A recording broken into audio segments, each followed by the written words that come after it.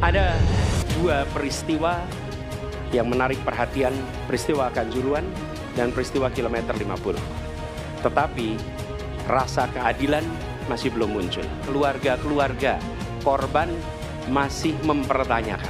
Saya ingin tanya posisi Pak Ganjar di dalam dua peristiwa ini. Kita bisa bertemu dengan para pencari fakta. Kita bisa membereskan urusan mereka dari sisi keadilan korban. Ketika kita bisa bereskan semuanya, maka kita akan naik dalam satu tahap.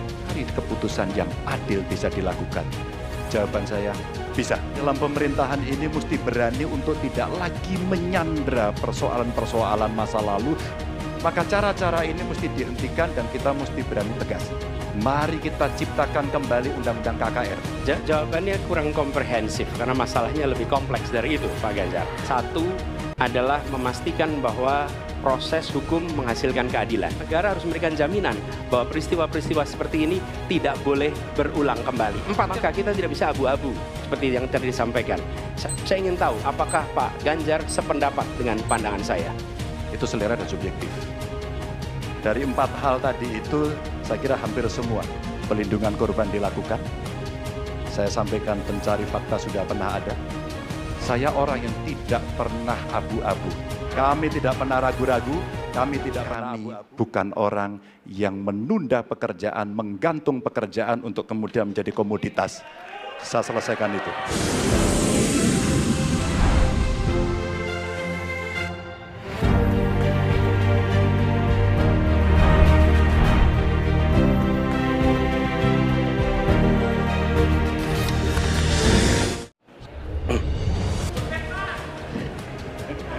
Ada dua peristiwa yang menarik perhatian dan perlu kita bahas di sini. Peristiwa Kanjuruhan dan peristiwa kilometer 50. Di situ proses hukum sudah dijalankan. Tetapi rasa keadilan masih belum muncul. Pada saat ini kita menyaksikan masih banyak pertanyaan, bahkan keluarga-keluarga korban masih mempertanyakan. Karena itu, saya ingin bertanya kepada Pak Ganjar. Saya posisinya adalah ini harus dituntaskan. Ini harus bisa menghadirkan rasa keadilan. Bukan saja soal legalnya yang sudah diselesaikan. Saya ingin tanya posisi Pak Ganjar di dalam dua peristiwa ini. Terima kasih. Waktunya masih ada, Bapak? Sudah cukup? Oh, sudah cukup. Baik. Terima kasih kepada calon presiden nomor urut 3. Kami berikan kesempatan untuk menjawab selama 2 menit. Waktunya dimulai dari sekarang. Terima kasih, Mas Anies. Saya kira dua isu itu menjadi public talks. Kanjuruhan. Kita bisa bertemu dengan para pencari fakta. Kita bisa melindungi korban. Kita bisa membereskan urusan mereka dari sisi keadilan korban. Termasuk di kilometer 50. Ketika kita bisa bereskan semuanya, maka kita akan naik dalam satu tahap. Apakah kemudian proses legal dan kemudian mencari keputusan yang adil bisa dilakukan? Jawaban saya, bisa. Jadi dalam pemerintahan ini mesti berani untuk tidak lagi menyandra persoalan-persoalan masa lalu sehingga berlarut-larut.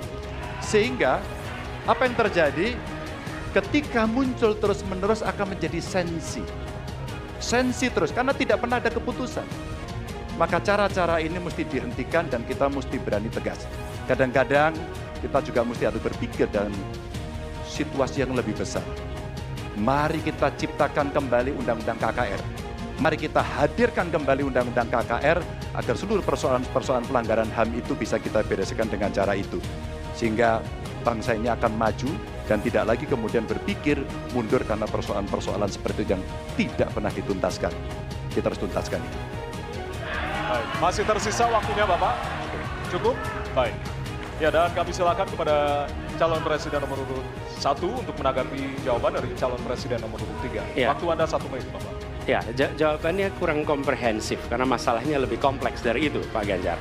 Tapi izinkan saya sampaikan, untuk seperti ini minimal saya melihat harus mengerjakan minimum 4 hal. Satu adalah memastikan bahwa proses hukum menghasilkan keadilan. Yang kedua, ungkap seluruh fakta sehingga kebenaran menjadi pengetahuan semua, termasuk closure bagi keluarga. Yang ketiga, korban harus ada kompensasi, clear. Dan yang keempat, negara harus memberikan jaminan bahwa peristiwa-peristiwa seperti ini tidak boleh berulang kembali. Empatnya harus dikerjakan. Nah, saya kemudian melihat untuk itu bisa dikerjakan, maka kita tidak bisa abu-abu seperti yang tadi disampaikan.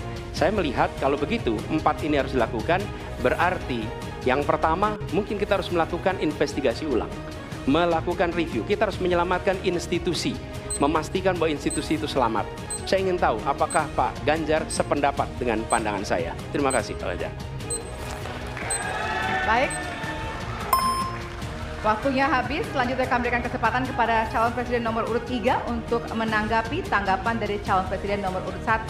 Waktunya 1 menit dari sekarang.